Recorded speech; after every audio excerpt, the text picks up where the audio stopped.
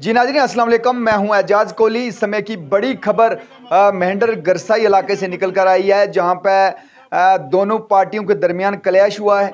बता दें कि नेशनल कॉन्फ्रेंस का एक काफिला है जो वो मियां शहराज अजरी की क़यादत में मेहंडर की तरफ आ रहा था, जहां पर रास्ते में रोक कर अपोजिशन जमात के कुछ लोगों ने उन पर हमला किया। मुगलिया बलादरी से तल्लुक़ रखने वाले लोग हैं जो वो नेशनल कॉन्फ्रेंस का हाथ थामना चाहते थे, जो कुछ लोगों को पसंद नहीं थी। ये बताया जाता है कि इसी वजह से उन पे ये हमला हुआ है। सादात बरादरी और मुग़ल बरादरी की लोग हैं जो वो बड़े पैमाने पर नेशनल कॉन्फ्रेंस को ज्वाइन कर रहे थे। उस को रोकने के लिए अपोजिशन जमात के लोगों ने है जो वो हम पे हमला किया, जो अभी तक खबर निकल कर सामने आ रही है। इस पूरे मामले पर काफ़ी हंगामा हुआ है। साबका मेंबर असम्बली मेहंडर जावेद राना है जो वो अपने साथियों के हमरा वहाँ पे पहुँचे मौके पे, लेकिन उससे कबल ही पुलिस ने इन तमाम लोगों को वहाँ से निकाल दिया था। रोड है जो वो तमाम क्लियर कर दी गई थी। ये काफ़िला आ रहा था। बताया जाता है कि कुछ लोग उसमें ज़ख्मी भी हुए हैं।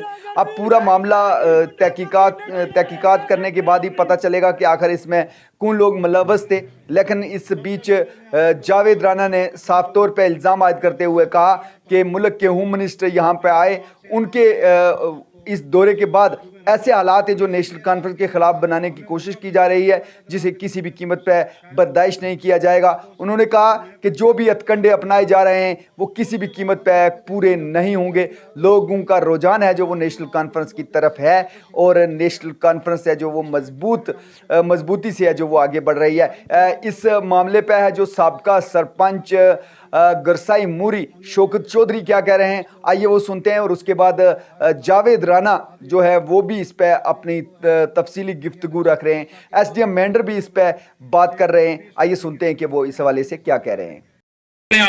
आप एजेंसी किसी एजेंसी को भेज के हमारी गाड़ियां चेक करें, फायर किए और कुल्हाड़ियों से और सब चीजों से हमें हम पे बाहर किए। गरीब लोग थे। इन लोगों का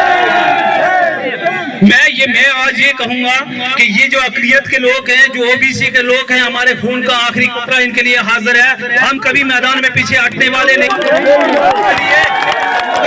उनका आखिरी नजराना देंगे। मेरे भाई अजरी साहब की तरफ कोई आंख उठा के नहीं दे सकता।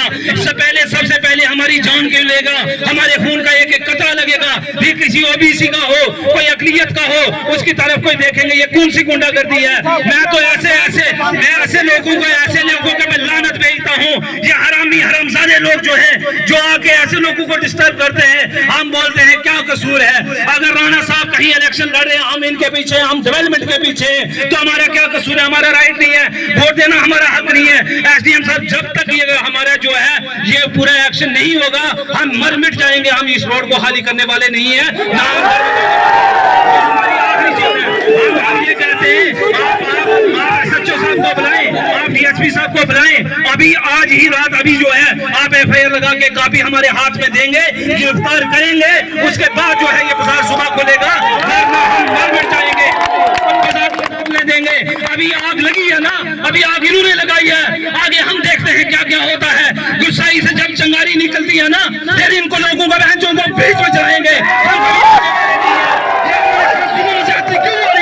क्या कसूर था हमारा? क्या इन गरीब लोगों का कसूर था? क्या इन ओबीसी वालों का कसूर था?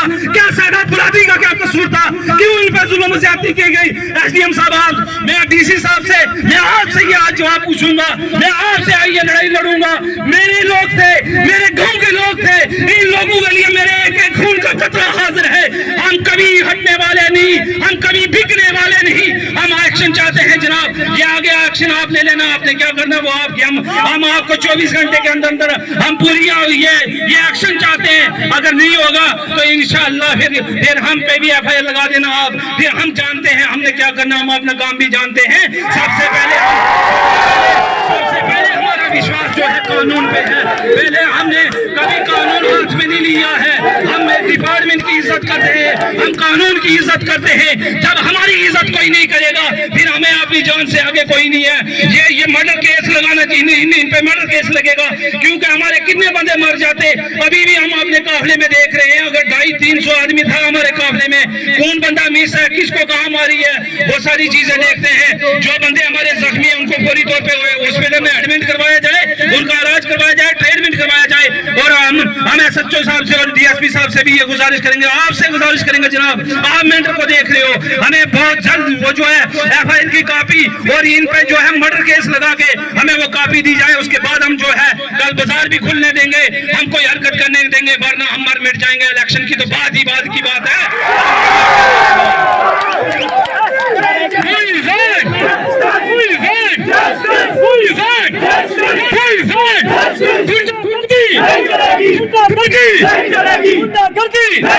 हमारा एक बंदा भी मिल भी नहीं रहा है, एक बंदा हमारा नहीं मिल रहा है, एक बंदा हमारा नहीं मिल थे वहाँ पे दोनों तरफा थे। मुझे उसमें कोई क्लियर नहीं था कि कौन किसका है कौन किसका नहीं है।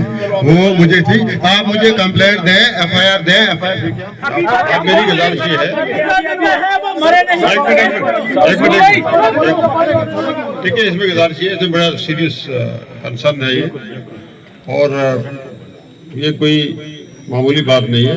ये कंस्पिरेसी जो है ये सरहद पार से चल रही है, और जो लोग नेशनलिस्ट लोग हैं जो इलेक्शन में जान जोखिम में डाल के मुश्किल हालात में इस वक्त इलेक्शन लड़ रहे हैं, और इस इलेक्शन की आड़ में कुछ लोग करप्ट किस्म के लोग, माफिया किस्म के लोग, ड्रग माफिया और ये लोग हैं जो इसमें वो इलेक्शन का पर्चा भी उन्होंने भरा हुआ है, लड़ रहे हैं, और गुंडा अनसर उनके आगे पीछे है, और वो एक उसका सहारा भी ले रहे हैं।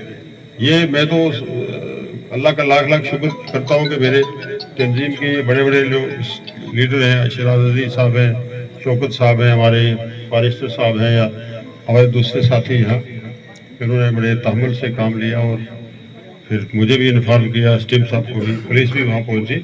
अब मेरी गुजारिश ये है, मेरी DGP साहब से भी बात हुई है, चीफ सेक्रेटरी साहब से भी बात हुई है, और SSP और DC साहब से भी बात हुई है।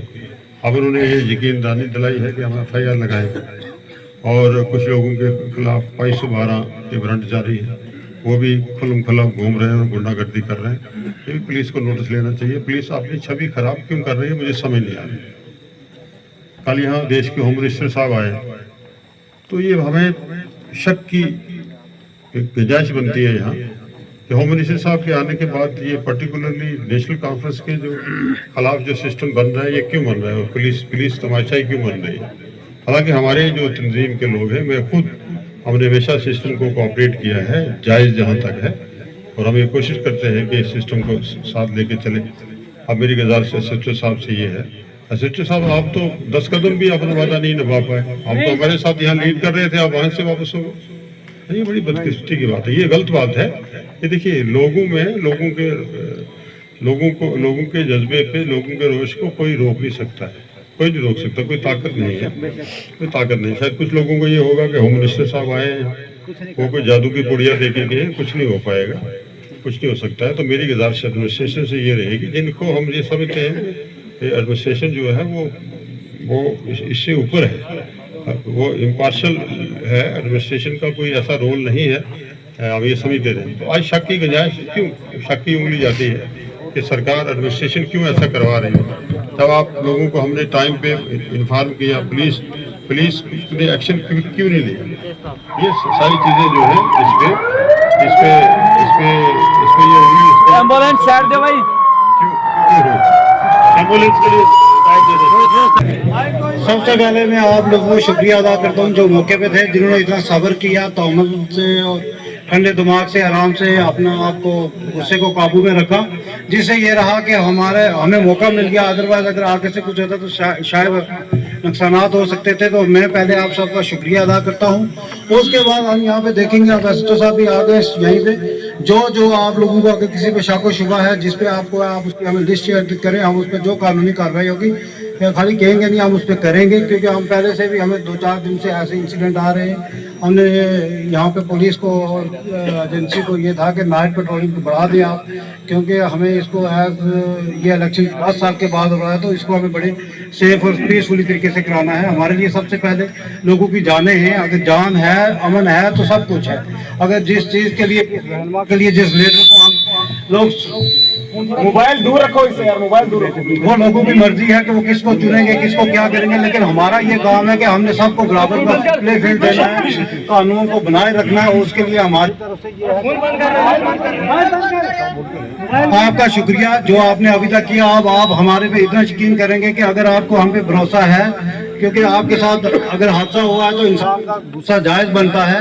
आपकी जगह कोई भी इंसान होगा दुनिया पे, तो अगर उसके साथ ऐसा हादसा होगा तो मुझे लगता है शायद आपकी जगह मैं भी खड़ा होगा तो मुझे भी ये दर्द उससे गुजरना पड़ता है।